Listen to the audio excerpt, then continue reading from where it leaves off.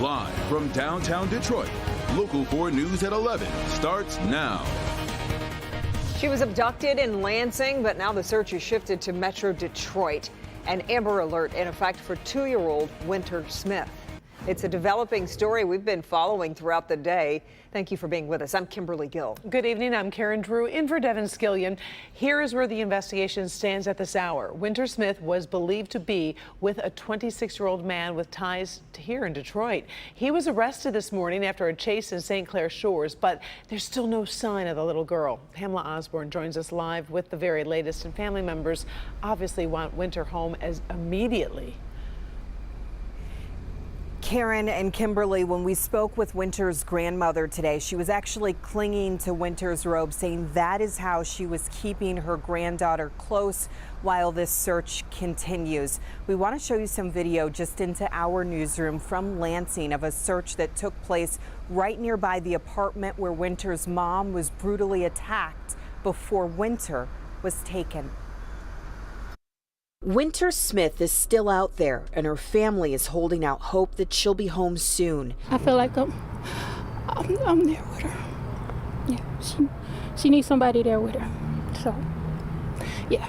The FBI and several local law enforcement agencies are actively searching for the toddler. Her grandmother, Sharon Eddings, describes the violent way in which Winter was taken from her mother late Sunday night in Lansing. When he stabbed her, from what I understand from her sister, she was able to stab him back, right, wound him back, and that's when he grabbed Winter and threatened to harm her, and that's when he left. Winter's mother was hospitalized. Her ex-boyfriend, 26-year-old Rashad Trice, is the man who police say took off with Winter. He is not her biological father. Monday morning, police in St. Clair Shores spotted the car Trice got away in. There was a chase, a crash, and then Trice was taken into police custody. Winter was not with him. Here she is again, 2-year-old Winter Smith. Her hair is in braids about shoulder length. She was last seen in a white t-shirt with rainbows on it.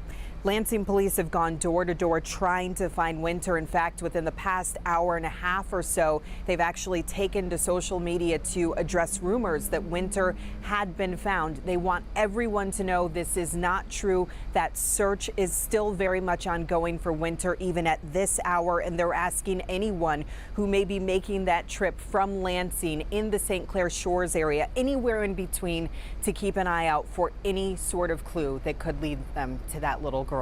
Reporting live tonight, I'm Pamela Osborne, Local 4. We so hope she will be found soon. All right, thank you, Pamela. We do want to get you updated on some breaking news on Detroit's west side. Police say 2 people have been shot. This happened over at Palmer Park. It happened about 8:30 tonight. We're told a man and a woman were hit. They are expected to survive. No word on what led to that shooting.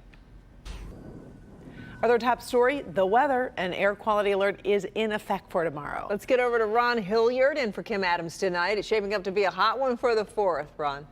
Karen and Kimberly, it is going to be hot out there, so I hope that you're okay with the heat. Tomorrow, the main issue with the air is not going to be the wildfire smoke. We do have an air quality alert that's going to go in effect because of the ozone pollution that we're going to have. That's because of the heat, the humidity, and of course the pollution that's going up in the air. Now, this does not include all of Metro Detroit, but a good chunk of the metro area, including St. Clair, Macomb, Oakland, Wayne, Washtenaw, and Monroe counties.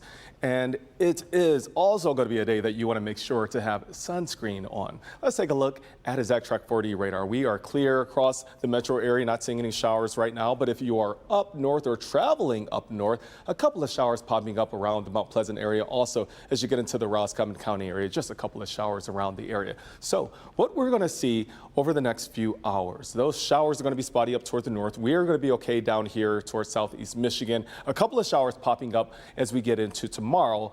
Those will be very isolated. We have this weather pattern right now that is giving us pretty much the possibility of a couple of showers all across the region, including in the Wisconsin area. So what we're going to see around here, a couple of showers popping up possibly tomorrow. We will have a chance of showers lasting to Wednesday and Thursday. It is going to be hot out there. Right now, those temperatures across the area, mostly in the 70s.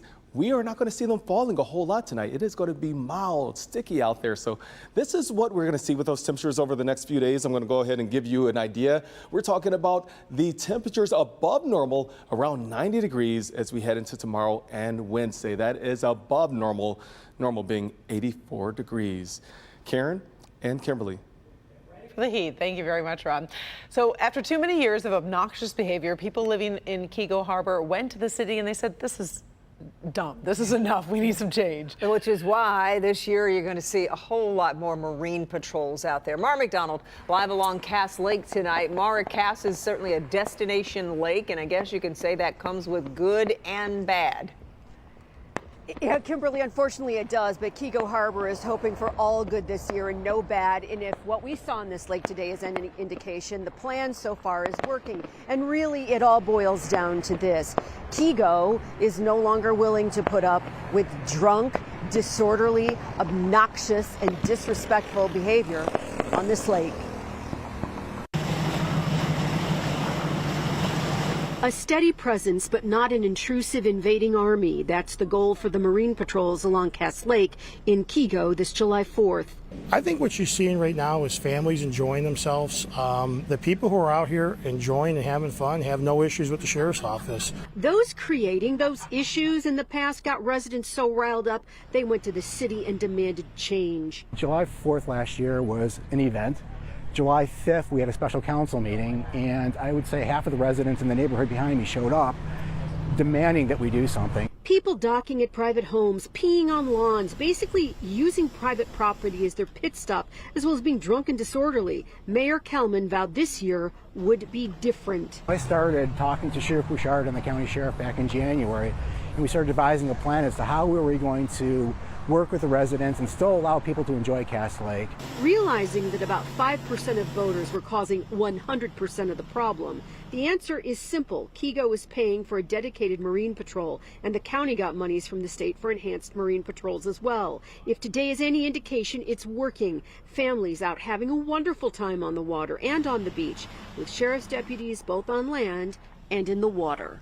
It's reminding people that, hey, we want everybody to have a fun, safe time on the water, but we want them to make it back in safe.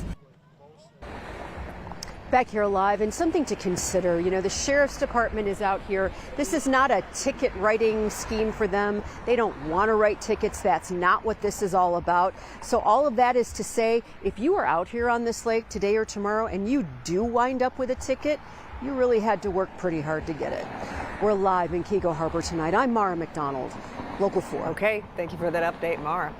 A Texas man facing charges after deadly shooting last Thursday in Van Buren Township. Police found Stafford Segree dead inside of his semi-truck last Thursday. Investigators say he got into an argument with the suspect, Mark Shaw. They say Shaw shot Segree in the face, killing him, and then took off. Both Segree and Shaw were long-distance truck drivers. Shaw has been charged with 1 count of first-degree murder and 1 count of felony firearm. Ann Arbor police are searching for a suspect in connection to a sexual assault that happened early yesterday morning. Police say around 2:30 a.m. a person was reported walking on the 800 block of South Florist Avenue near downtown Ann Arbor.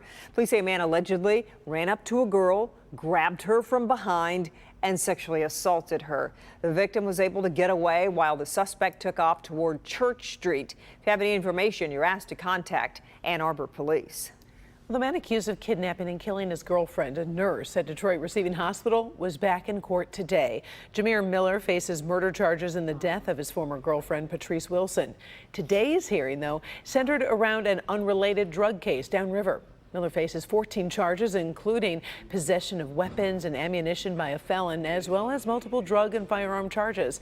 He's currently held under a $1 million bond. He will be back in court on the murder charges on July 11th. According to the Michigan Department of Health and Human Services, mosquitoes recently collected in Bay County have indeed tested positive for Triple E.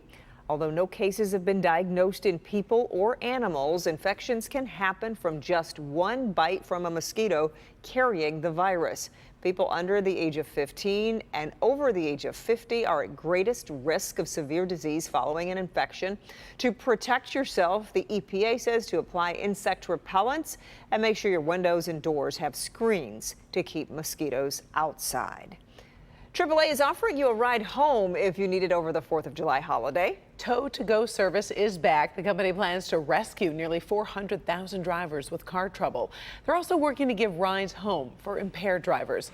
Tow-to-go is in effect until 6 a.m. Wednesday. Michiganders can call the number on your screen, 855-2-TOW-TO-GO, for a safe ride home.